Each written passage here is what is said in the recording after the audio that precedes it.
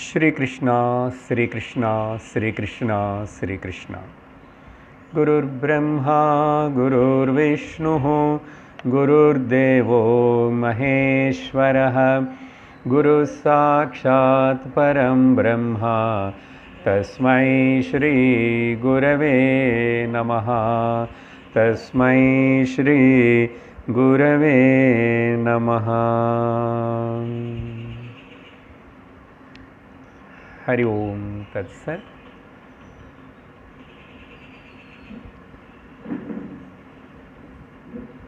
இன்னைக்கு நம்ம ஈஷாவாஸ்ய உபனிஷத்து படிக்க போகிறோம். இது 8வது உபனிஷத்து நம்ம படிக்கிறது. உபனிஷத் அப்படின்னா பிரம்ம வித்யா அப்படின்னு முக்கியமான அர்த்தம். த பிரைமரி மீனிங் உபனிஷத் பிரம்ம வித்யா. பலவாட்டி பல உபனிஷத்தெல்லாம் இன்ட்ரடக்ஷன் கொடுக்கும்போதும் இதுக்கு ஏதோ ஒரு விஷயத்தின் பேசிகிட்டு இருக்கிறோம். மறுபடியும் இன்னைக்கு கூட இந்த உபனிஷத்தனை வார்த்தைக்கு அர்த்தம் பார்த்துட்டு அப்புறம் நம்ம விஷயத்துக்கு போகிறோம். ஸோ முக்கியமான அர்த்தம் பிரம்ம ஜானம் அப்படின்னு சொல்லியிருக்கோம். அடுத்தது இன்னொன்று செகண்டரி மீனிங் இல்லைன்னா ஃபங்க்ஷனல் ஆஸ்பெக்ட். அப்படின்னா இந்த பதத்தில் 2 கிரிய வேலைகள் இருக்கு, 2 வெர்ப்ஸ் இருக்கு. சரியா? த ஃபங்க்ஷனல் மீனிங் 2. ஒன்று உபனி, அந்த பதம் முதல்ல எடுத்துக்கிறோம். உபனின்னா அர்த்தம் நெருங்கி கிட்ட கொண்டு வருதுன்னு அர்த்தம். கிட்ட கொண்டு வருதுன்னா அப்போது ஏதோ 2 விஷயங்கள் 2 வஸ்துகள் இருந்திருக்கணும்.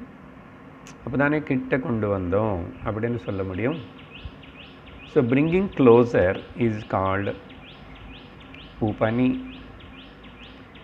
உபநயதி இதி உபனி, அது வெர்பு. இது அப்போது உடனே கேள்வி வரணும் வந்துடும், எது கிட்ட கொண்டு வரணும், எது கிட்ட கொண்டு வரணும் அப்படியே நீ கேள்வி ஜீவாத்மனு பரமாத்மாக்கு கிட்ட கொண்டு வரணும்.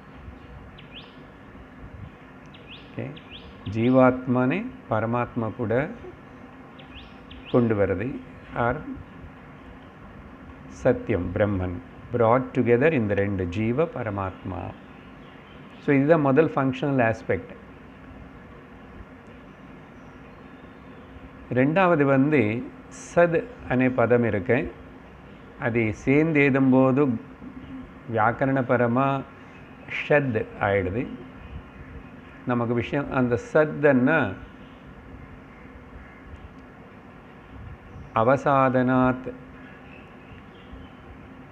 வேறே சந்தர்ப்பத்தில் அர்த்தம் வேறே கொடுத்தோம், லூசனிங் அப்படின்னு. இப்போ இங்கே கரெக்டான இன்னொரு அர்த்தம் என்னன்னா நீக்கிறது, டிஸ்ட்ராய் பண்ணுறது, எலிமினேட் பண்ணுறது என் அர்த்தம். ஷத்ன்னா எலிமினேட் பண்ணுறது. எது எலிமினேட் பண்ணணும்? ஜீவ பரமாத்மர்களின் 2 பேர்னு சேர்த்து ஒரு இடத்துக்கு கொண்டு வந்தால், கொண்டு வராத வரைக்கும் தனியாக இருக்கும்போது இருக்கிற அந்த ஜீவனுக்கு இருக்கிற சம்சாரத்தனை அஜ்ஞானத்தனை நாசனம் பண்ணும். அப்போ 2 வேலைகள் பண்ணுறது உபனிஷத்தை. 2 வேலைகள். ஒன்று ஜீவனை ஈஸ்வரன் கூட பரமாத்மா கூட சேர்த்துறது, அது ஒரு வேலை. அதுக்கப்புறம் இன்னொன்று என்ன நடக்கிறது, இன்னொரு வேலைன்னா சம்சாரம் போகிறது, அஜ்ஞானம் நீக்கப்படுறது. மறுபடியும் ஒரு கேள்வி.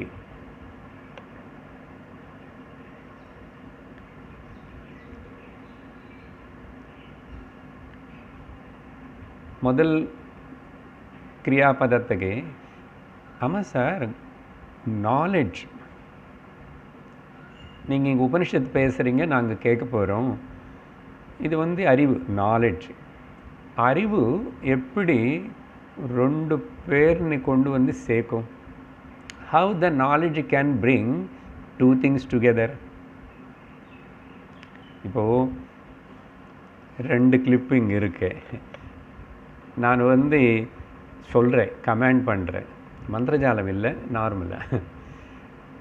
ஏய், இடது கையில் கிளிப்பு, வலது கையில் கிளிப்பு, 2 சேருங்கோ, கிட்ட வாங்கோ, கிட்ட வாங்கோ, கிட்ட வாங்கோன்னு சொன்ன வருமா? கமெண்ட் கொடுக்குறேன் இல்லை, அறிவு இருக்குது எனக்கு, அது 2 கிட்ட கொண்டு ஒன்று இருக்கு, கமெண்ட் கொடுத்துருக்கேன். எப்படி இப்போ அதுக்கு உயிரில்லாதனால வரல சார்? அது எங்களை சொல்லுங்க, நாங்கள் கிட்ட உட்காரணுமா தூரமாக உட்காரணுமா, 2 மீட்டர் டிஸ்டன்ஸாக எங்களுக்கு தெரியும். இப்போ இங்கே பரமாத்மா வந்து அபரோக்ஷமாக இருக்கு, ஜீவாத்மா பிரத்யக்ஷமாக இருக்கு. இந்த பிரத்யக்ஷமாக இருக்கிறது அபரோக்ஷமாக இருக்கிறதுன்னு வந்து எப்படி சேர்க்கும்? கேவலம் சும்மா கேட்டதுனால, அறிவுனால, சப்தத்தினால அப்படின்னு கேள்வி வரும் இல்லையா? வரணும். எங்களுக்கு ஒன்றும் வர மாட்டேங்குது சார். அதுக்கு என்ன சாஸ்திரம் பதில் கொடுக்கறதுன்னா, இந்த வேற்றுமை, ஜீவனுக்கு ஈஸ்வரர் இருக்கிற வேற்றுமை, செப்பரேஷன் வந்து அதுக்கு சம்ஸ்கிருதத்தில் வியவதானம், வியவதானம் தூரமாக இருக்குது, செப்பரேட்டாக இருக்கு. அந்த separation of the jiva and Eswaran இது வந்து அஜ்ஞானத்தினால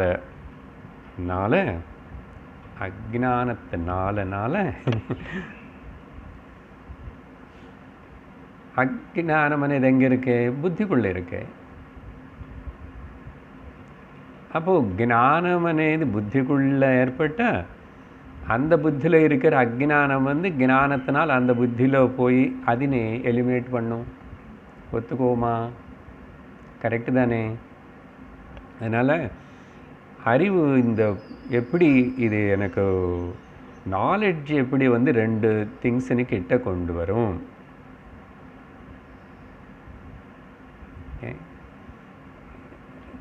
ஆள் மனிதர்களோட சம்பந்தம் சொல்லும் போதும், உதாரணத்துக்கு ஒரு பாரியா பர்த்தை, நல்ல உதாரணம் இல்லை, பாரியா பர்த்தை ஒத்து வரல, சண்டை அப்படியெல்லாம் ஆகி கொஞ்சம் நாங்கள் 2 பேர் வேறே போகலாமல் நினச்சிட்ருக்கோம் சார் அப்படின்னு நினச்சிக்கிறாங்க. டைவர்ஸ் எடுத்துக்கணும்னு. அவங்களுக்கு வந்து யாரோ நான் ஒரு குரு சுவாமி உபதேசம் பண்ணுறாரு, வேண்டாம் அதெல்லாம் அப்படி முடிவு பண்ணாதுங்க, நீங்கள் 2 பேர் சேர்ந்து இருக்கணும் அப்படின்னு சஜஷன் அறிவி கொடுத்தார். அறிவி கொடுத்தா அப்போ அதை வந்து அவங்களை ஏற்றுக்கிட்டு, ஒத்துக்கிட்டு, தெரிஞ்சுக்கிட்டு, புரிஞ்சுக்கிட்ட அப்புறம் அவங்க டெசிஷன் எடுத்துக்கிட்டு கிட்ட வரணும். இப்போது அந்த மாதிரி இங்கே ஏதாவது நடக்குமா? ஜீவன் ஈஸ்வரன் 2 பேர் ஒன்றாகிறதான விஷயத்தில் அப்படி ஏதாவது நடக்குமா? அப்படியும் நடக்க போகிறதில்லை. ஏன்? மேலும் சிந்திப்போம். ஸோ இப்போது எந்த கேள்விக்கு பதில் சொன்னோம்? அறிவு అనేది வந்து ஜீவா 2 பேர் பரமாத்மனே கேவலம் கேட்டதுனால, உபனிஷத்து படித்ததுனால, தெரிஞ்சுக்கிறதுனால எப்படி அது 2 கிட்ட வரும்? ஏன்? அந்த வேறாக இருக்கிறோம் ஜீவன் ஈஸ்வரன், நானும் ஈஸ்வரன் வேறுன்னு நினைக்கிறது எங்கே? அறிவில் இருக்கிற, புத்தியில் இருக்கிற அஜ்ஞானம் தானே. அப்போ அந்த அஜ்ஞானத்தினை ஞானத்தினால நீக்கணும். ஞானம் అనేది எப்படி ஏற்படும்? கேட்டால் ஏற்படும். அதனால் அந்த கேள்வி இங்கே தப்பு, அப்படி புரிஞ்சுக்கணும். ஸோ அதனால் ஞானம் வந்து இந்த வேலை பண்ணும். காரணம் நோஷனல் கரெக்ஷன் தானே. புத்திలో கொண்டு வர வேண்டிய ஒரு மாற்றம் தானே. அஜ்ஞானம் புத்திலோ இருக்கு, ஞானம் புத்திலோ தான் ஏற்படணும், அவ்வளோதான். ஸோ அந்த கேள்வி கேன்சல் பண்ணிட்டோம். அப்புறம் அறிவு பற்றி பேசிகிட்டு இருக்கிறோம், நாலேஜ் பற்றி பேசிகிட்டு இருக்கிறோம். உபனிஷத்துன்னு சொன்னால் பிரம்ம வித்யான்னு பேசியிருக்கோம். அந்த நாலேஜுக்கு சம்ஸ்கிருதத்தில் நமக்கு ரொம்ப பழக்கம் இருக்கிற வார்த்தை பிரமா. இப்போ தானே பஞ்சதசிலும் படிச்சுட்டு இருக்கிறோம், பிரமா. அப்போ ஒரு அறிவு ஏற்படணும்னா அதுக்கு என்ன சொன்னோம்? அங்கே எல்லா இடத்துலும் அதே தான் சொல்கிறோம், ஒரு பிரமாணத்தினால ஒரு பிரமா ஏற்படும், நாட் பிரமா, பிரமா.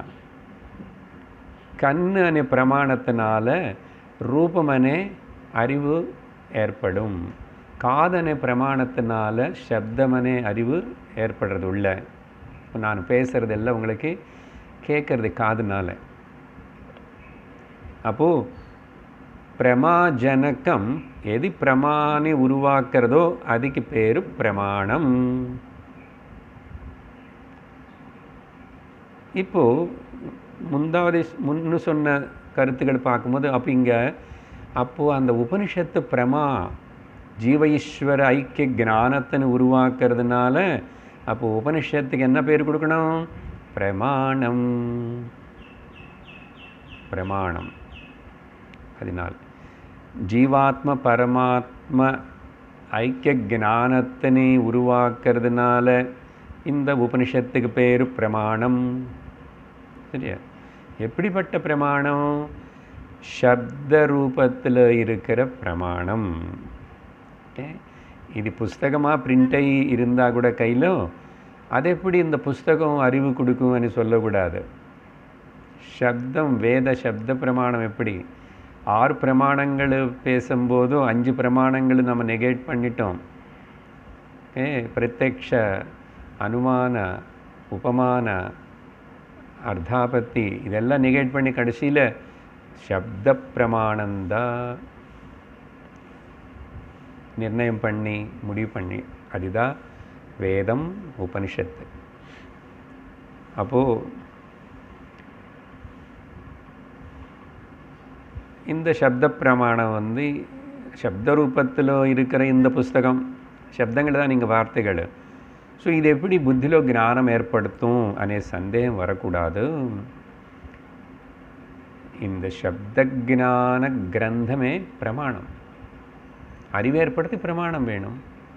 இது ஏற்படுத்தும், எத்தனோ பேருக்கு ஏற்பட்டுச்சு, அதுதான் பிரமாணம். அது எனக்கும் ஏற்படுத்துமா அப்படின்னா, யாருக்கெல்லாம் ஏற்பட்டு இருக்கோ அவங்கள தான் உனக்கு பிரமாணம். உன்னுடைய குரு தான் உனக்கு பிரமாணம்.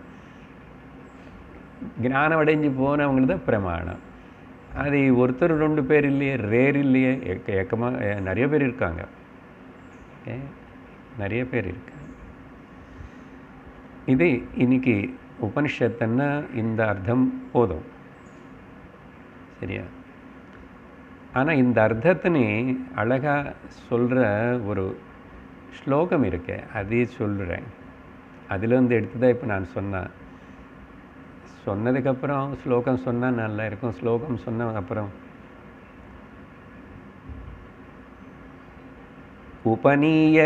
உபநீயமாத்மானம் உபநீய மமாத்மானம்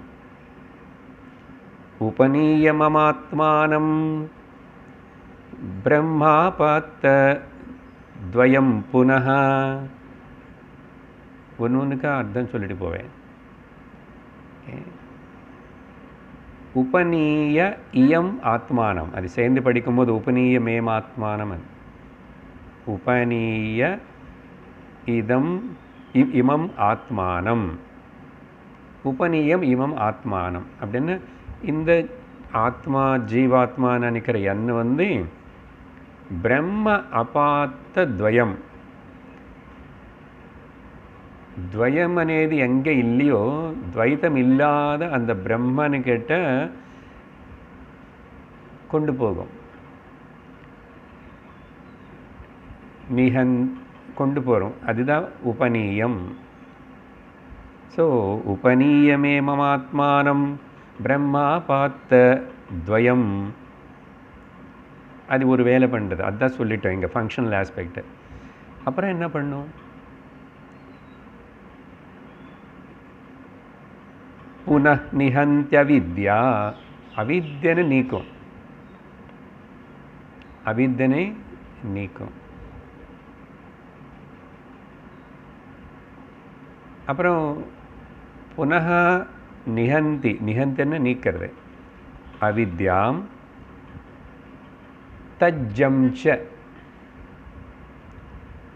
அந்த அவித்யனால் உருவான பிறந்த தத் ஜம், தக்கிடதம் இல்லை, தத் ஜம்ச அதையும் நிஹந்தி. அப்போ 3 புரிஞ்சுக்கணும், 3 ஆக்ஷன்ஸ் நடந்துன்னு நான் 2 சொல்லிட்டேன்.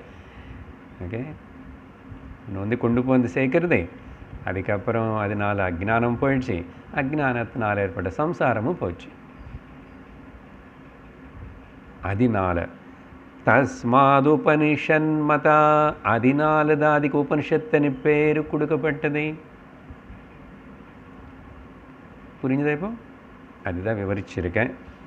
சரி, இன்னைக்கு நம்ம ஆரம்பித்து படிக்க போகிற இந்த ஈஷாவாஸ்ய உபனிஷத்து, ஈஷ உபனிஷத்து, உபனிஷத்து ரொம்ப சின்னது. இதுக்கு மேலே இன்னொன்று சின்னது இருக்கு, மாண்டூக்கியம். இதை கூட சின்னதாக 18 மந்திரங்கள் தான். அப்புறம் பேர் சிறுசு, ஆனால் பிரதிஷ்டை பெருசு. ஈஷ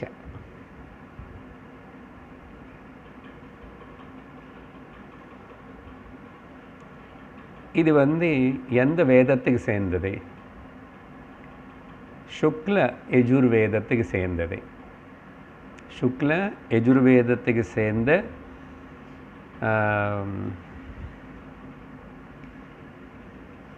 வாஜசனீய சம்ஹிதா. உபனிஷத்தில் பிராமணன் சம்ஹிதா ஒரு பாகங்கள், பல பல பேரோட பாகங்கள் இருக்கும். வாஜசனீய சம்ஹிதா அనే భాగத்தில் சுக்ல யஜுர்வேதத்தில் வர உபனிஷத்து. ஆனால் கர்மகாண்ட நடுவில் மாட்டிருக்குங்க, கர்மகாண்ட இடத்துல வருது. அது ஒரு டாபிக், அப்புறம் பேசுவோம். இந்த உபனிஷத்தை போய் கர்மகாண்ட ஒரு இடத்துல மாட்டிருக்கு, சுக்ல யஜுர்வேதத்தை.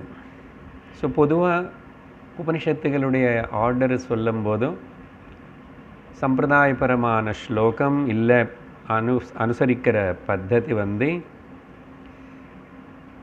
ஈஷகேன கட பிரஷ்ன முண்டமாண்டூக்கியதி திரிஹி ஐதரேயம் ச சாந்தோக்யம் ப்ருஹதாரண்யகம் ததா. 10 உபனிஷத்துகள், 1000க்கு மேலே உபனிஷத்துகளோ தெரியல, 108 ஏதோ இருக்குன்றாங்க. சங்கரர் அதில் 10க்கு மட்டும் பாஷ்யம் எழுதியிருக்காரு. அதனால் நமக்கு அந்த 10 உபனிஷத்துகள் முக்கியம், அது படித்தா போதும். ஏன்னா ஆச்சாரியர் பாஷ்யம் எழுதினதுனால அந்த 10 தான் இப்போ இங்கே லிஸ்ட்டு படிச்சுருக்கேன். இந்த லிஸ்ட்டு படி பார்த்தா ஈஷாவாஸ்யம் முதல்ல படிக்கணும். சம்பிரதாயம்னா இன்னொரு பக்கம் இந்த சாஸ்திரிகள், அந்த வேத பட்டனம் அப்படியெல்லாம் பண்ணிட்டு வர பண்டிதர்கள் சொல்லித்தாங்குன்னு போய் கேட்டால் ஈஷாவாஸ்யந்தான் ஆரம்பிப்பாங்க. ஆனால் அனுபவஜர்களான வேதாந்த வேறு ஆச்சாரியர்கள் அவங்க ஈஷாவாஸ்யம் முதல்லையே சொல்லி கொடுத்தா அதுக்கப்புறம் அடுத்த நாள் வரமாட்டான். ஏன்னா இதோட சாந்தி மந்திரமே பகு கஷ்டம் புரிஞ்சுக்கிறது. சாந்தி மந்திரமே புரியலன்னு அதுக்கப்புறம் எங்கே 18 மந்திரங்கள் எந்த டிக்ஷனரி மீனிங்கு அங்கே பொறுத்து வரமே வராது. ஆச்சாரியர் பாஷ்யம் ஏது அந்த பாஷ்யத்தை படித்து புரிஞ்சுக்கிட்டு ஏதாவது சொன்னால் உண்டு. சம்ஸ்கிருதம் தெரிஞ்சதுனாலையோ டிக்ஷனரி மீனிங்னாலேயோ விஷயம் ஒன்றும் புரியாது. அதனால தான் இப்படிப்பட்ட சம்பிரதாயத்தில் டீச்சிங், வேதாந்த டீச்சிங் மெத்தடாலஜி அவங்க பொதுவாக அதனால் சுலபமாக முண்டக கட, கேன, தைத்திரியம் இப்படி எல்லாம் சொல்லி ஒரு 6-7 உபனிஷத்துக்கு அப்புறம் இந்த ஈஷாவாஸ்யம். அப்படின்னா அந்த அளவுக்கு அவனுக்கு அந்த ஸ்டாண்டர்ட் இருந்தால் இந்த ஈஷாவாஸ்யம் புரியும். ஸோ அதனால் நம்ம இது நம்ம 10ல் வராத கைவல்யோபனிஷத்து படித்ததுனால 8 உபனிஷத், இது 8வது உபனிஷத்து. இப்போது கைவல்யம் 10ல் வரல, அதுக்கு பாஷ்யம் எதில் ஆச்சாரியர். சரி, ஸோ இதுக்கு காரணம் இப்படி அதில் இருக்கிற சட்டிலிட்டினால். அடுத்த விஷயம், இந்த ஈஷாவாஸ்யமான உபனிஷத்து மந்திரோபனிஷத்து. இந்த விஷயம் இது முன்னாடி உபனிஷத்து பேசும்போது கூட பேசியிருக்கோம். இங்கேயும் மந்திரோபனிஷத்து அப்படின்னா இன்னொரு சில உபனிஷத்துகள் இருக்குது, அதுக்கு பேர் பிராமணோபனிஷத்துகள்.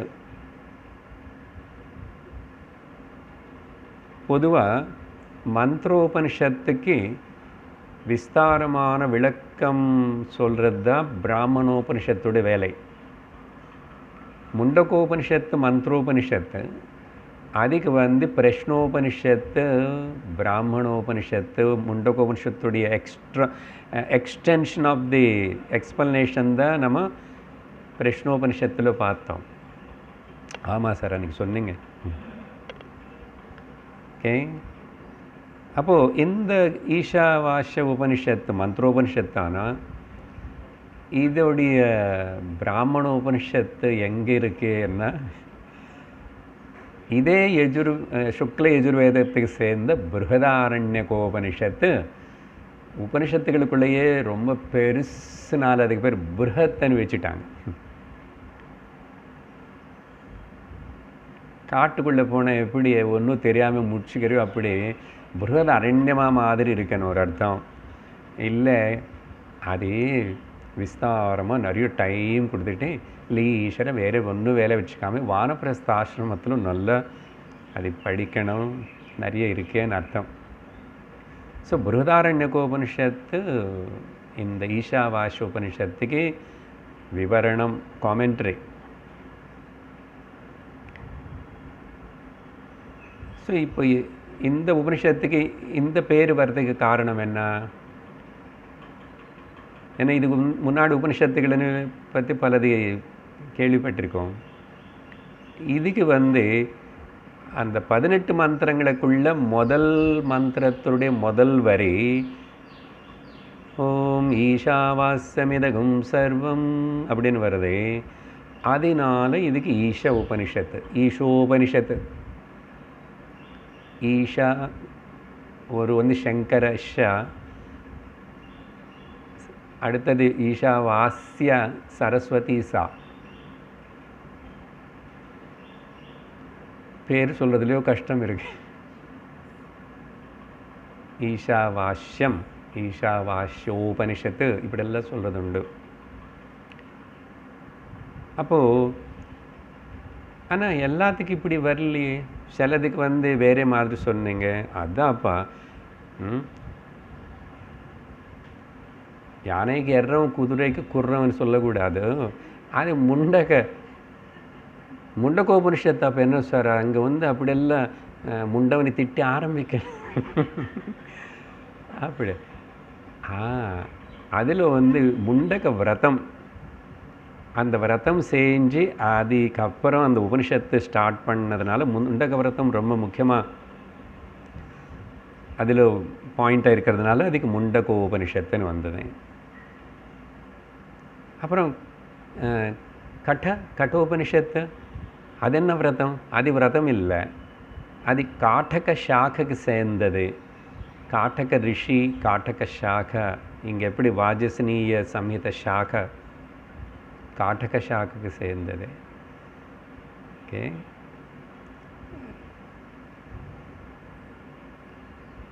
எதுக்கு இதெல்லாம் சொல்கிறீங்க இவ்வளோ டீட்டெயில்ஸ் எங்களுக்குன்னா, நீங்கள் எல்லோரும் சீனியர் ஸ்டூடெண்ட்ஸ்னால உபனிஷத்துகள் படித்ததுனால இந்த பதங்கள் பேர் அசல் என்ன உபனிஷத்து என்னது கொஞ்சமாக தெரியணும் இல்லையோ, மனசில் ஞாபகப்படுத்துகிறோம். ஸோ அதனால் இந்த உபனிஷத்துக்கு பேர் இப்படி மாறி மாறி வரும். அப்புறம் இந்த உபனிஷத்துக்கு இது சுக்ல யஜுர்வேதத்துக்கு சேர்ந்தனால இதுக்கு ஒரு சாந்தி பாடம் தனியாக இருக்குது. நாம் எல்லா உபனிஷத்து படிக்கும்போது வித்தியாசமான சாந்தி பாடம் படிச்சிட்ருக்கிறோம். நம்ம என்னென்ன உபனிஷத்து படிச்சிருக்கோம் அது ஞாபகப்படுத்துகிறது நல்லது தான்.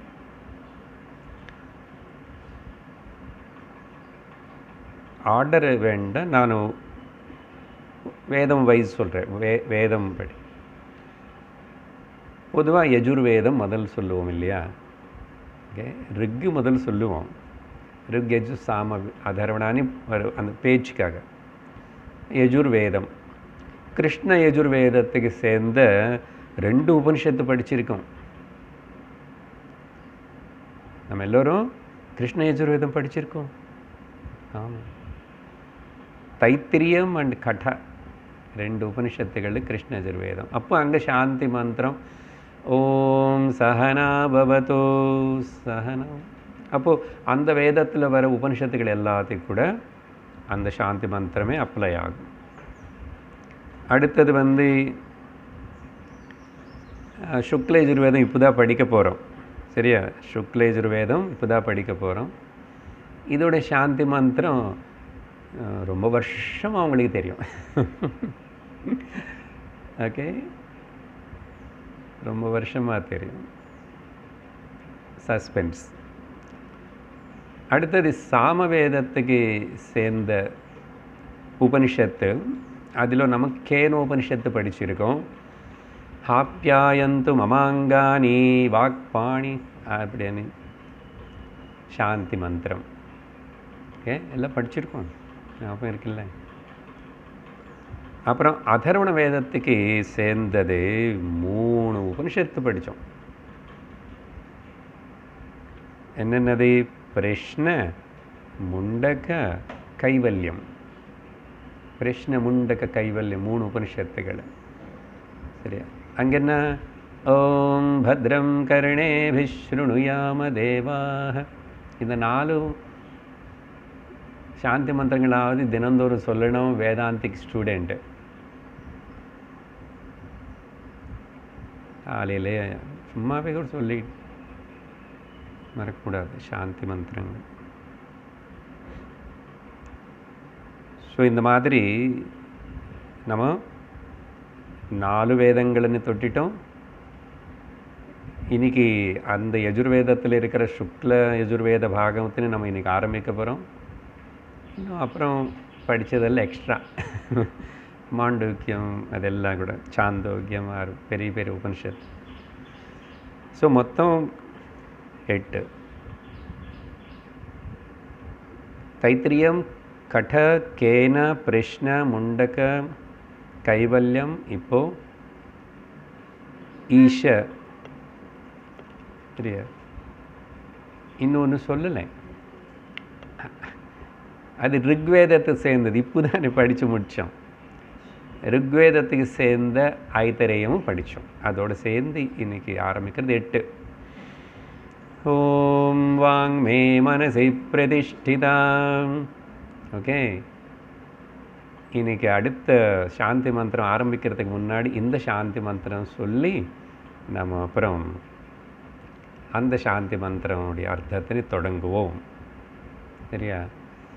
ஓம் வாங் மே மனசி பிரதிஷ்டிதா மனோ மே வாசி பிரதிஷ்டிதம் ஆவிராவிர்மயேதி வேதஸ்ய ம ஆணீஸ்தः ஸ்ருதம் மே மா பிரஹாசீஹி அனேனாதீதேனாஹோராத்ரான் சந்ததாமி ऋतं वदिष्यामि सत्यं वदिष्यामि तन्मामवतु तद्वक्तारमवतु अवतु माम् अवतु वक्तारमवतु वक्तारम्.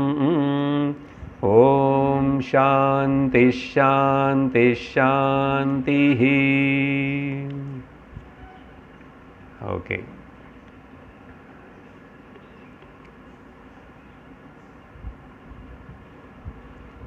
ஸோ இந்த உபனிஷத்துடைய சாந்தி மந்திரம் பூர்ணமதः பூர்ணமிதம். அது சொன்னால் கிளாஸ் முடிஞ்சிச்சு, எழுந்திரிச்சு போகணும். இனிமேல் கிளாஸ் ஆரம்பத்திலும் சொல்கிறோம்.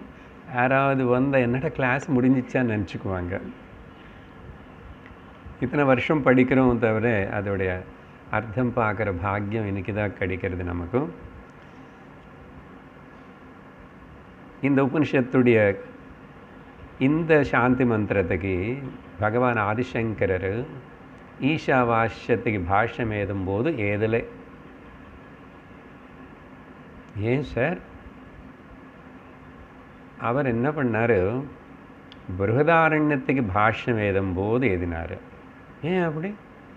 ஆமாம், பிருகதாரண்யகம் 6 அத்தியாயங்களோடு கூடியிருக்கிற அந்த பிருகத் உபனிஷத் பிருகதாரண்யகத்தில் 5வது அத்தியாயத்துடைய முதல் மந்திரம் இந்த பூர்ணமதः. சார் அவர் அப்படி அங்கே ஏதினாமன்னு சொல்லி அங்கே விஸ்தாரமாக பாஷ்யம் எழுதியிருக்காரு. அவருடைய பாஷ்யத்தின் ஆதாரமாக வச்சுக்கிட்டு ஒரு திருஷ்டிகோணத்தில் இந்த ஸ்லோகத்தினை அநேக வியாக்கியாதத்தில் மகாத்மர்கள் பல விதமாக அதை ஆராய்ச்சி பண்ணி உள்ளே பார்த்து அவங்கள எதிர்க்காங்க அபிப்பிராயங்கள். எல்லாம் சத்தியத்தினை பற்றி தான். எல்லா உபனிஷத்தும் சொல்கிறதே ஒரே விஷயந்தானே. சாஸ்திரம் எல்லாம் சொல்கிறதே ஒரே விஷயந்தானே. நீங்கள் எந்த நாள் சத்சங்கத்துக்கு வந்தாலும் அதே விஷயந்தானே பேசிகிட்ருக்கேன். இனிமேல் எத்தனை வருஷம் வந்தாலும் அதே தான் பேச போகிறோம். என்னதே? பிரம்ம சத்யம் ஜெகன் மித்யா ஜீவோ பிரம்மைவ நாபரஹ. அவ்வளோதானே சார்? அவ்வளோதான். ஆனால் ஒரு உபனிஷத்து ஒரு விதமாக அப்ரோச் இப்படி ஒரு ப்ராட் விஷன் கொடுக்கறது. ஸோ இந்த சாந்தி மந்திரம் அங்கே எழுதப்பட்டது. இதை பற்றி ஒரு ஜோக்கு சொல்லுவார் சுவாமி தயானந்த பொதுவாக. அதே இந்த உபனிஷத்து ரொம்ப கஷ்டம், அதனால தான் ஆக்சுவலாக மாண்டுக்கியம் சொல்லி கூட இது சொல்லணும்.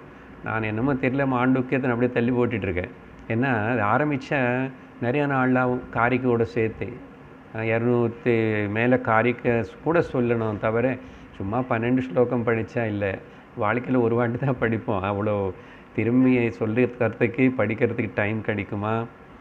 அதனால் இது வச்சுருக்கேன் அப்படி. ஓகே, பட் நமக்கு கைவல்யம் பார்க்குறதுக்கு இது எல்லாத்துக்கும் வாய்ப்பு வந்தது. அவர் இதே அப்படி 6-7 உபனிஷத்துக்கு அப்புறம் சொல்லணும் கஷ்டம்னா பாரு சாந்தி மந்திரத்திலேயே. ஓகே, ஸோ சாந்தி மந்திரம் சொல்கிறேன் நான், அதுக்கப்புறம் நீங்கள் திருப்பி சொல்லுங்க. அது வேத ஸ்வரத்தோடு இருக்கேன். ஸ்வரம் இல்லாமல் கூட சொல்கிற மாதிரி இருக்கும். ஆனால் நம்ம புஸ்தகத்தில் பிருகதாரண்யத்துக்குள்ளே போய் பார்த்தா கூட ஸ்வரம் இருக்கும். பிருகதாரண்யத்தில் ஸ்வரம் இருக்கிறதுக்கு சான்ஸ் இல்லை. சாரி, அது எல்லாமே ப்ரோஸ் ஆர்டர் தான். பிருகதாரண்யம் இதில் இருக்கு, ஆனால் அங்கே ஸ்வரம் இருக்கிறதுக்கு வாய்ப்பு இல்லை. மந்திரோபனிஷத்தில் தான் ஸ்வரங்கள் இருக்கும். அது வேறு போய் ப்ரோஸில் இருக்கு. சரி, எனிஹோ இதுக்கு ஸ்வரம் இருக்கு, அது ஆல்ரெடி படிச்சுட்ருக்கோம். இப்போ ஸ்வரம் ஏதாவது உங்களுக்கு தெரியலன்னா கரெக்ட் பண்ணிக்கோங்க, அப்புறம் அர்த்தம் கொஞ்சம் சொல்கிறோம் எனக்கு. ஓம் பூர்ணமதః பூர்ணமிதம் பூர்ணமதः பூர்ணமிதம் பூர்ணாத் பூர்ணமுதச்யதே பூர்ணஸ்ய பூர்ணமாதாய பூர்ணமேவாவசிஷ்யதே.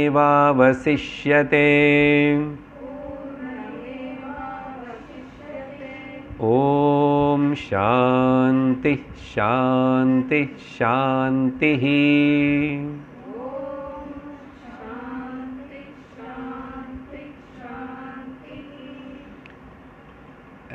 அவசரத்தில் நீங்கள் இந்த ஸ்வரம் கவனித்து இப்படி சொல்கிறீங்களே இல்லைன்னது நீங்கள் அப்புறம் கரெக்ட் பண்ணிக்கோங்க. சில இடத்துல இது இல்லாமல் வேறு விதமாக சொல்கிறது உண்டு. நாங்கள் சின்மயா மிஷன் ஆக்சுவலாக அப்படி வேறு விதமாக தான் சொன்னோம் முதல்ல. சரி, அதுக்கப்புறம் இங்கே கன்க்ளூஷன் இப்படி சொல்கிறோம். ஸோ முக்கியமாக இதில் பார்த்தா அந்த எல்லா சாந்தி பண்றோம் எங்கே சொன்னால் கூட ஷா மேலே வந்து தீ ஸ்வரம் கீழே வரும். ஆனால் இங்கே மட்டும் அந்த சாந்தி சாந்தி சாந்தி வரும். அதனால் கவனமாக இருந்து சொல்லணும். இந்த ஸ்லோகத்துடைய மந்திரத்துடைய சிம்பிள் மீனிங் சொன்னால் என்னன்னா, இங்கிலீஷில் சொல்கிறேன். அப்புறம் that is full, this is full, from that full this full has come. Full இல்லை, whole, sorry. That is whole, this is whole, from that whole this whole has come. From this whole if you remove that whole only will remain. போதும் sir. கடைசியில் HOLE தான் முதல் spelling, WHOLE என்னதான் புரியும்? Whole தான், HOLE. வருவான் அடுத்த வாரம்.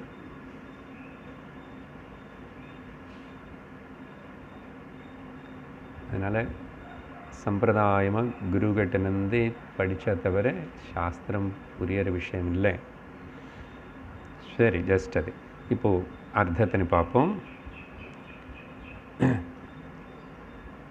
வேறு ஏதாவது புஸ்தகம் இங்கிலீஷ் மீனிங் அது இது பார்த்துட்டு அப்படியெல்லாம் இல்லை, இங்கே சொல்கிறது கேட்டுக்குங்கோ, நோட் பண்ணிக்கோங்க. இல்லை அப்புறம் வீட்டுக்கு போய் கேட்டு எழுதிக்குங்கோ. இம்பார்ட்டண்ட், ரொம்ப ரொம்ப இம்பார்ட்டண்ட். வேதாந்தத்துடைய சாரம் மொத்தம் சொல்லப்பட்டது. எதுக்கு சாந்தி மந்திரம் அதெல்லாம் நான் விவரிக்கலை. Because I don't want you, நீங்களாம் சீனியர் ஸ்டூடெண்ட்ஸாக, I don't want insult you. எத்தனோ வாட்டி சொல்லியிருக்கோம் சாந்தி மந்திரம். ஓகே,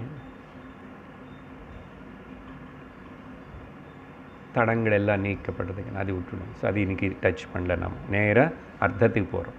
ஸோ வேதாந்தத்துடைய சாரம் அப்படின்னா மகா வாக்கிய உபதேசம்.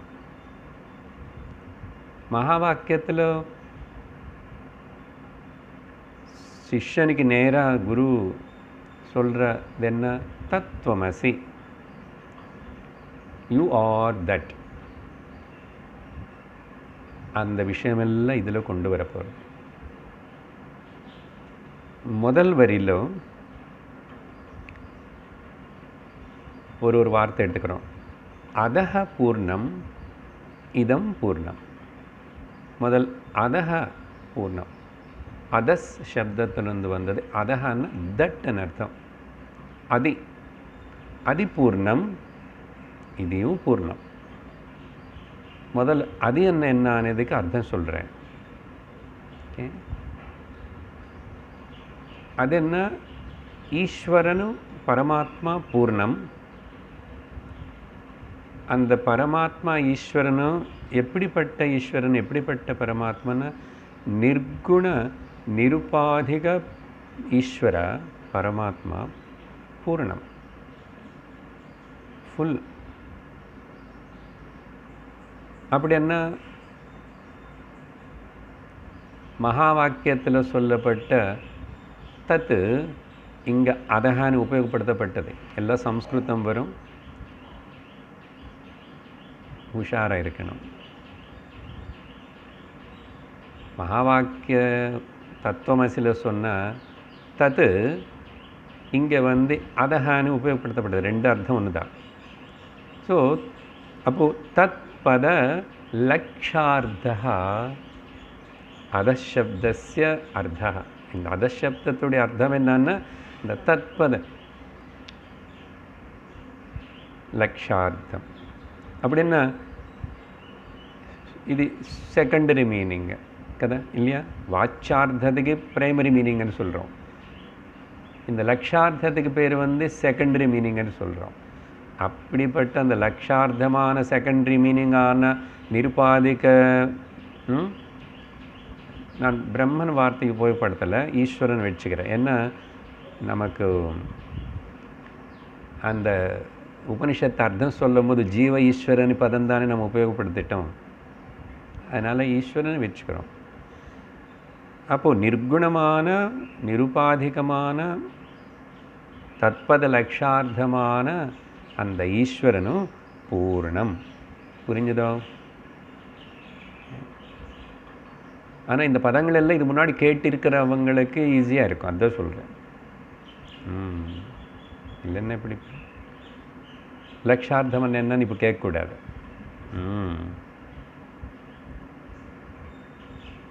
அப்புறம் இதம் பூர்ணः, இதம் பூர்ணமதः பூர்ணம் இதம். இதம் இதம் என்ன? பொதுவாக இதம்னு சொன்னால் வேதாந்தத்தில் சொல்லும்போது அகம் தவிர மிச்சமெல்லாம் இதம்னு சொன்னோம். அப்போது இந்த லோகம் எல்லாம் வரலாம். ஆனால் இப்போ அந்த அளவுக்கு லோகத்துக்கிட்ட போக வேண்டாம். ஜீவஹ இதம்னா ஜீவஹ. ஏன்னா அங்கே ஈஸ்வரன் சொன்னோம். யார் இந்த ஜீவனும்? இங்கே நிர்குணமான நிருபாதிகமான துவம்பத லட்சார்த்தமான ஜீவனை பற்றி சொல்லுது. இல்லைன்னா ஜீவன் பூர்ணம்னு வேறு விதமாக சொல்ல முடியாது. வாச்சார்த்தமாக எடுத்துக்கிட்ட ஜீவன் பூர்ணம் இல்லை. ஐம் கிவிங் த உபனிஷத்தோட அந்த டைரக்ட் மீனிங் கொடுத்துட்ருக்கு முதல்ல. ஸோ துவம்பத லட்சார்த்தமான நிருபாதிகமான ஜீவ அண்ட் எது சொல்கிறியோ இதையும் பூர்ணம்.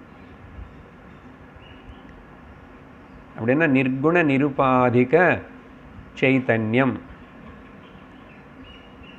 அது இது. இங்கே சந்தேகம் டவுட் வரும்.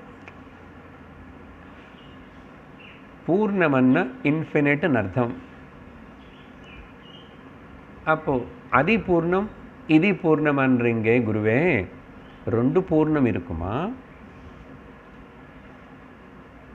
இன்ஃபினிட் అనేది எப்பவுமே ஒன்றா தான் இருக்கணும். இன்னொரு இன்ஃபினிட் இருந்தால் அப்போ அது ஃபைனைட் ஆகிடுது. அப்போ அது ரெண்டு பேர் சண்டை வரும் நடுவில். எப்படி சால்வ் பண்ணுவீங்க ரிடில்? அப்போது அதுக்கு என்ன சாஸ்திரம் சொல்லணும்னா, அதுக்கு தான் சொல்லியிருக்கும். இப்போவே நீ வாச்சார்த்தம் எடுத்துக்கூடாது, லட்சார்த்தம் எடுத்துக்கணும். நிருபாதிகமான நிர்குணமான சைத்தன்ய ஸ்வரூபத்தை எடுத்துக்கும் போதும் இப்போ சைத்தன்யமான வார்த்தை ஆட் பண்ணிட்டேன். நிர்குண நிருபாதிக சைத்தன்யம். இப்போது அது இதுன்னு சொன்னீங்க இல்லையே, அந்த டவுட் போக மாட்டேங்குது. நீங்கள் இப்படி சொன்னால் கூடன்னா வெயிட் நான் ரெண்டாவது வரியில் அதை பற்றி சொல்கிறேன். இப்போது இங்கே இந்த அளவுக்கு புரிஞ்சுக்கோ. சரியா?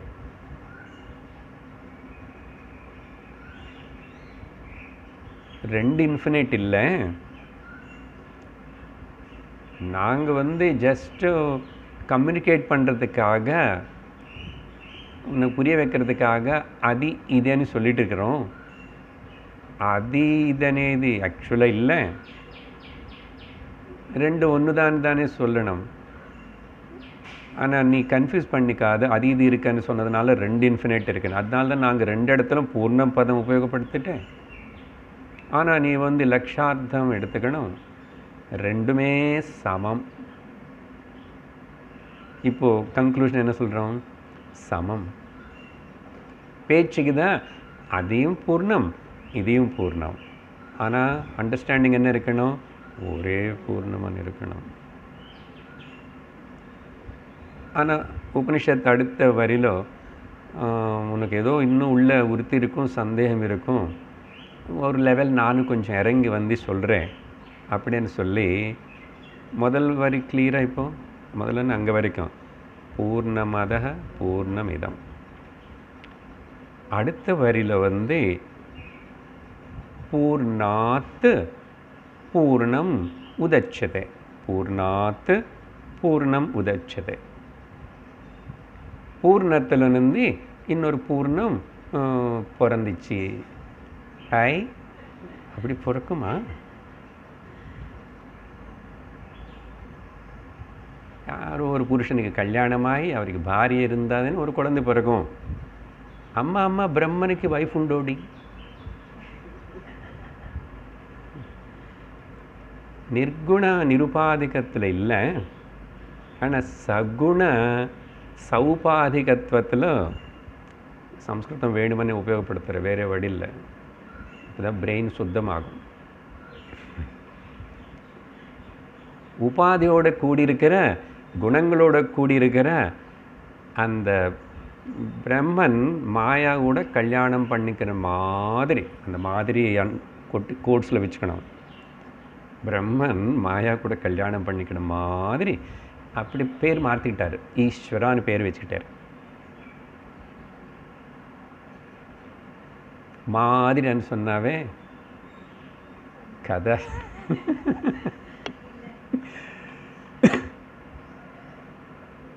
மாதிரன்ன மித்யா, மாதிரன்ன மாயா.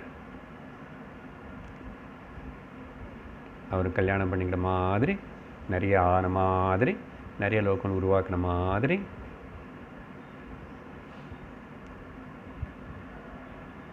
உபனிஷத்து என்ன சொல்கிறது? ஸோ அந்த பூர்ணத்தில் வந்து இந்த பூர்ணம் உதச்சதே. உதச்சதே உத்பவிச்சதே. சௌபாதிக சகுண ஈஸ்வர நின்று சௌபாதிகன உபாதி கூட சேர்ந்திருக்கிறார்.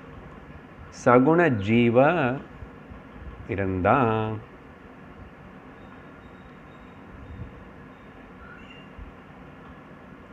சொன்ன உடனே இப்போது இங்கே கூட உபனிஷத்து என்ன வார்த்தை உபயோகப்படுத்தது? பூர்ணாத்து பூர்ணம் உதச்சதே. ஒரு பூர்ணம், அதில் வந்து இன்னொரு பூர்ணம் எப்படி வரும் அப்படின்னு சந்தேகம். அப்படின்னா அர்த்தம், பூர்ண ஈஸ்வராத், பூர்ண ஈஸ்வராத் பூர்ண ஜீவः உத்பவதி.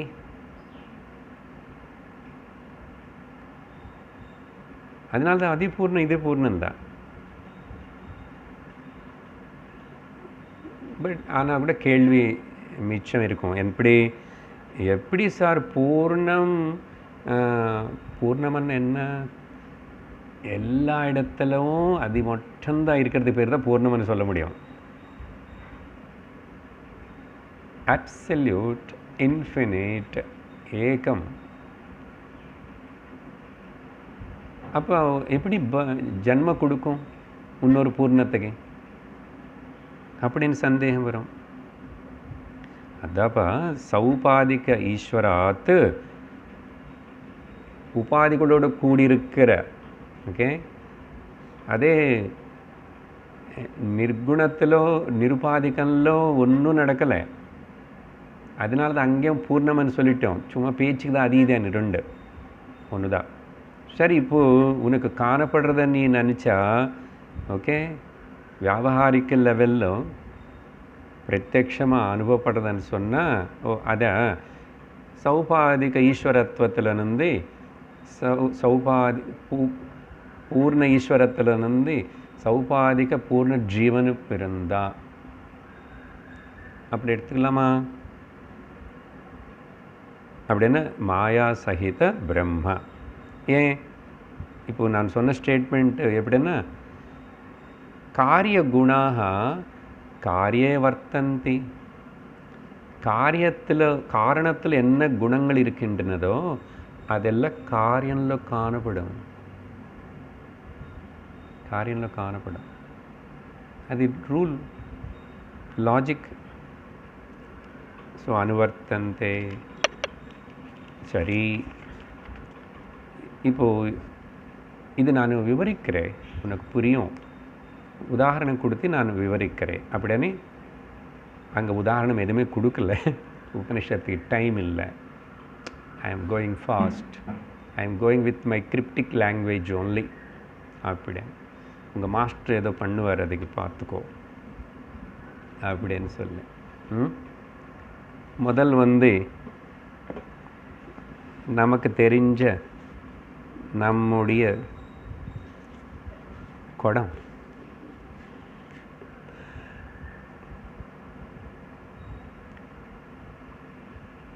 என்ன சொன்னார் இப்போ? பூர்ணாத் பூர்ணமுதட்சதே. ஓகே, சௌபாதிக மகா ஆகாயம்லேருந்து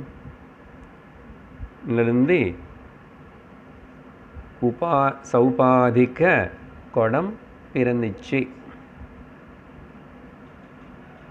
குடம் இல்லை, கொட ஆகாயம், அது முக்கியம். மகாகாசம், घटाकाशம். சரியா? உபாதி மகாகாசம் பூர்ணம். இங்கே உபாதியோட கூடியிருக்கிறது உள்ளே இருக்கிற घटाकाशம் கூட பூர்ணம்தான். பூர்ணாத் பூர்ணம் உதட்சத்தை. இது உபாதி தானே, ஒரு உபாதி தான். அதனால் இந்த உபாதி இல்லாத போது கூட அங்கே ஆகாயம் இருக்கு. அப்போ அது எதுக்கு சேர்ந்தது? மகாகாசத்துக்கு சேர்ந்தது தான். அப்போ மகாகாசம் பற்றியே இங்கே உபாதி இல்லாத போது சொல்லும் போது பூர்ணம் தானே சொல்லணும். ஆனால் டெம்பரரிலி அது பரிச்சேதம் செய்யப்பட்ட மாதிரியும் உபாதிக்கு பந்திக்கப்பட்ட மாதிரியும் சௌபாதிகம் ஆயிடுது. அதனால் ஒருவேளை பிரம்மன் மாயத்தினால ஈஸ்வரனாய் அவர் உபாதி எடுத்து மாயா உபாதி.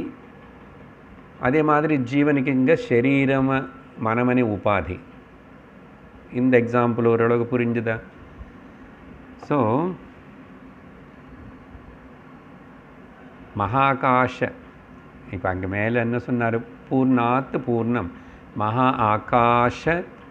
மகாகாஷாத் घटाकाशम मुदच्यते சொல்லலாம் இல்லையா? ஆனால் கிளாஸ் உபாதி உபாதி இருக்குங்க.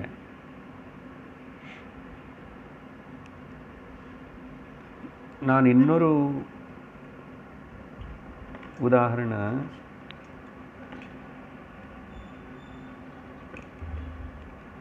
ஓகே கொண்டு வரலாம். கொண்டு வரலாம், பரவாயில்ல. அடிக்கடிக்கு காட்டுற அந்த குக்கர் கேஸ்கெட் இருக்குல்ல, இதோ இதுதான் குக்கர் கேஸ்கெட். இதெல்லாம் பார்க்காதுங்க, ரவுண்டு பூர்ணம். இப்போ அந்த குக்கர் கேஸ்கெட்டு பார்த்தவங்களுக்கு நல்ல சரி அப்படி இருக்கிறது அப்படி திருப்பிட்டேன். திருப்பின உடனே 8 ஆயிடுச்சு. விட்டுட்டா இதே பண்ணலாமே. இதோ ஓகே, இதே கேஸ்கெட்டுன்னு வச்சுக்கோ. ரவுண்டு இல்லை, ரவுண்டு இல்லை, ஆனால் வச்சுக்கோங்க. அது சும்மா அப்படி திருப்பிட்டா வரமாட்டேங்க. ஓகே, ஏதோ பண்ண இப்படி 8 ஆயிடுச்சு. இதுதான் மேலே இருக்கிறது ரவுண்டு பூர்ணமாக தெரியுறதா? கீழே இருக்கிறது 8ல் 2 சமமாக இருக்குமா? அதுதான் பூர்ணாத்து பூர்ண முதட்சத்தை. என்ன சிம்பிளாக என்னமோ ஒரு உபாதி வந்ததுங்க, ஒரு உபாதி ஏற்பட்டுச்சு, ட்விஸ்ட்டு. அப்போது சும்மா இப்போது டெம்பரரி அது உனக்கு தனியாக தெரியறது, 2ஆன மாதிரி தெரியறது. என்ன ஆயிடுச்சு? 2 ஒன்றாகலை, ஒரு பூர்ணமே தான் 2ஆன மாதிரி இருக்க தவிர ஒன்று தான். ஓகே, புரிஞ்சுக்கிறதுக்கு முயற்சி பண்ணுங்க. கொடுத்த எக்ஸாம்பிள்ஸ் இதுக்கு முன்னாடி இல்லை. சரி, 2 பார்ட் ஆயிடுச்சு. இப்போது என்ன சொல்லிச்சு உபனிஷத்து? முதல் வரியில் நிருபாதிக பிரம்மம், நிருபாதிக ஜீவ, ஈஸ்வர ஜீவ 2 பற்றி சொல்லி அது 2த்துக்கு பூர்ணமனே வார்த்தை உபயோகப்படுத்துறதுக்கு காரணம் 2 ஒன்று தான். அதுக்கு அடுத்தபடியாக இதில் உனக்கு ஏதாவது இங்கே காணப்படுறது வந்துச்சு, அப்படி இப்படி வந்தது அதெல்லாம்னு சொன்னால் கூட ஒன்றும் இல்லை. சௌபாதிக ஈஸ்வரத்திலிருந்து சௌபாதிக ஜீவன் வந்தா. அது பூர்ணந்தா, இது பூர்ணந்தா. அப்படி நீ சொன்னதுக்கு பிறகு இப்போது 3வது வரி, ஓகே, அதுன்னு கூட ஒன்று தான், அது ஒரே ஒரு ஸ்டேட்மெண்ட்டு தான், ஆனால் 2ஆக பிரித்து கூட பார்க்குது. பூர்ணஸ்ய பூர்ணம் ஆதாய, இப்போ இங்கே சொல்கிற பூர்ணஸ்யான்னு என்னன்னா, இதமணி பூர்ணமன் எது சொன்னானோ அப்படி எடுத்துக்கணும். 2 பூர்ணந்தான். பூர்ணஸ்ய சௌபாதிக ஜீவ, ஓகே, இதமன் எது சொன்னமோ அந்த பூர்ணத்திலிருந்து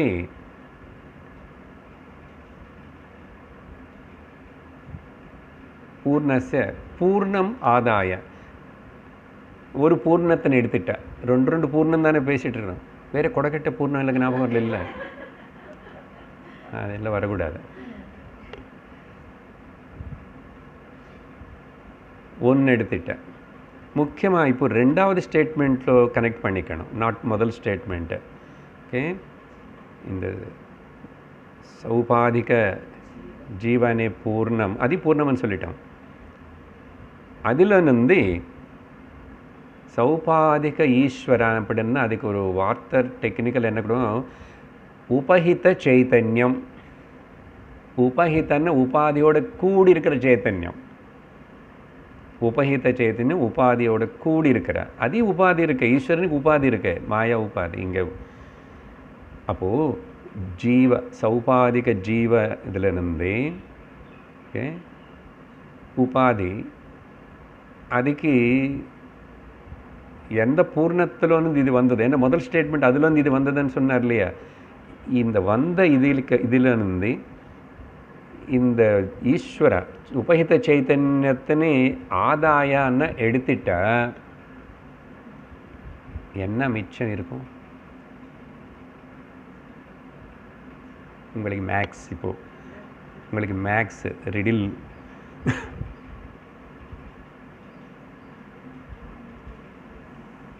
ஸ்லோகங்கள் மந்திரத்தில் சொல்லியிருக்கில்ல சார், கடைசியில் அப்படி இல்லை, லாஜிக் இல்லை. ஆமாம், சும்மா சொன்னால் எப்படி ஒத்துக்கிறோம். இப்போ கொஞ்சம் ஒரு மேக்ஸு கொடுக்குற பாருங்க, இப்போ நல்லா புரியும். சரியா? X plus y minus x is equal to what? Correct தானே? எல்லோரும் மேக்ஸ் படித்தோம். இன்னொரு வாட்டி சொல்லுங்க. X plus y minus x is equal to y. Correct தானே? ஆனால் இந்த கால்குலேஷனும் இந்த உபனிஷத்துடைய ஸ்டேட்மெண்ட் படி தப்பு. இப்போ இந்த லாஸ்ட் ஸ்டேட்மெண்ட்டில் இருக்கிற விஷயம் நார்மல் அப்படி பார்த்தா உங்களுக்கு ஆன்சர் இப்படி தான் வரணும். இது இப்போ புரியறதுக்கு இது புரிஞ்சிச்சா? அப்புறம் இப்போ நம்ம புரிஞ்சுக்க வேண்டியது தெரிஞ்சுக்க வேண்டியது என்னன்னா, சாரி ஃபார் சம்ஸ்கிருதம், இங்கிலீஷில் எதுனா இன்னும் பெருசாகும், அதனால சின்ன லெட்டர்ஸ் வந்துச்சு. சரியா?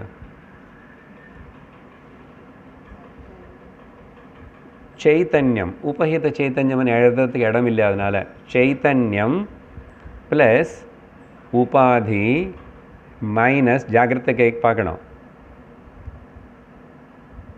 மைனஸ் சைத்தன்யம். 3 எதிர்க்கான சைத்தன்யம் ப்ளஸ் உபாதி மைனஸ் சைத்தன்யம் இஸ் ஈக்குவல் டு வாட்? உங்களுக்கு மேக்ஸே தெரியாது.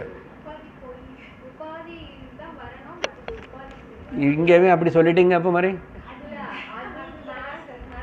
அப்படி இல்லை. இப்போ நான் x plus y minus x is equal to ஒய்ன்னு சொல்லலாமே, நான் வந்து இஸ் ஈக்குவல் டு எக்ஸ்ன்னு சொல்லலாமா? எவ்வளோ தப்பு!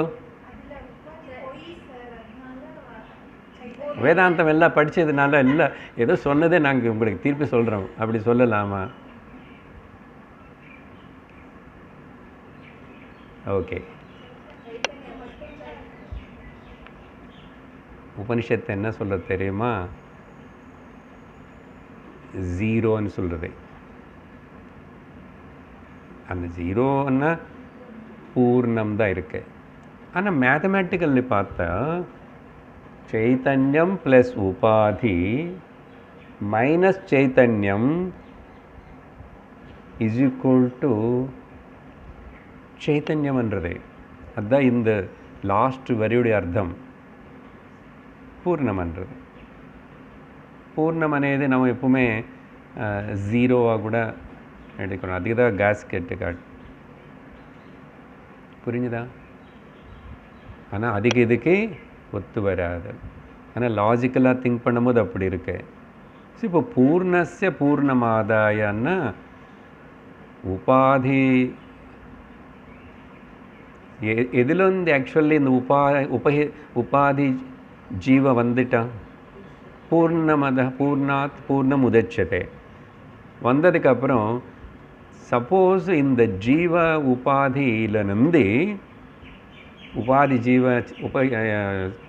சௌபாதிக ஜீவிலிருந்து சைத்தன்யம் அந்த முதல் பூர்ணம் அது எடுத்துட்ட என்ன இருக்கும்னு உபனிஷத்து நீ திங்க் பண்ணும். இருக்கிறது என்ன தெரியுமா? பூர்ணம் தான் இருக்கு. பூர்ணஸ்ய பூர்ணமாதாய అనేది ஜாக்கிரதை புரிஞ்சுக்கணும். அங்கே எது பற்றி என்ன சொல்கிறதுனே, எந்த பூர்ணத்திலிருந்து என்ன பூர்ணம் எடுக்கணும்? அந்த ரெண்டாவது ஸ்டேட்மெண்ட்டில் இருக்கிற பூர்ணம் అనేది మొదటి ఈశ్వర సౌపాధిక ఈశ్వరులోంది வந்த சௌபாதிக ஜீவ அது இருக்கட்டும் அப்படி.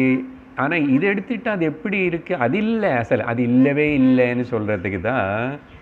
அது இல்லவே இல்லை, இருக்கிறது பூர்ணந்தான், பிரம்மந்தான்.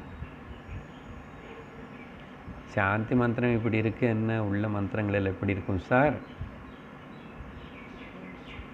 ஓகே, உங்களுக்கு கஷ்டம் இல்லை, நல்லா என்ஜாய் பண்ணுறீங்க. ஓகே, பிகாஸ் இத்தனை விஷயங்களை நம்ம ஆல்ரெடி படித்ததுனால லக்ஷார்த்தம், வாட்சார்த்தம், அப்புறம் பாகத்தியாக லக்ஷணம் எல்லாம் எனாலிசிஸ் பண்ணதுனால அந்த ஸ்லோகம் இது ஒரு ஆங்கிளில் சங்கரர் எழுதின பாஷ்யத்தில் இருந்து எடுத்த 2-3 பாயிண்ட்ஸ் தான். ஸோ வேறு இன்னும் கூட இன்னொரு ஆங்கிளில் கூட திரும்பி, ஆனால் சத்தியம் ஒன்று தான், பிரம்மம் சத்தியம், ஜெகன் மித்யா. ஸோ பூர்ணம் ஏகமேவா அத்விதீயம் அப்படின்ற விஷயத்தனே எஸ்டாப்ளிஷ் பண்ணுறது தான் இந்த மந்திரத்துடைய அர்த்தம். இதோடு இன்றைக்கி நிறுத்தி நம்ம அடுத்த வகுப்பில் உபனிஷத்துக்குள்ளே பிரவேசம் பண்ணுறோம். ஓம் பூர்ணமதः பூர்ணமிதம் பூர்ணாத் பூர்ணமுதச்யதே பூர்ணஸ்ய பூர்ணமாதாய பூர்ணமேவாவசிஷ்யதே. ஓம் சாந்தி சாந்தி சாந்தி. ஹரிः ஓம் ஸ்ரீ குருभ्यो நமः. ஹரிः ஓம். हरि ओम तत्सत्.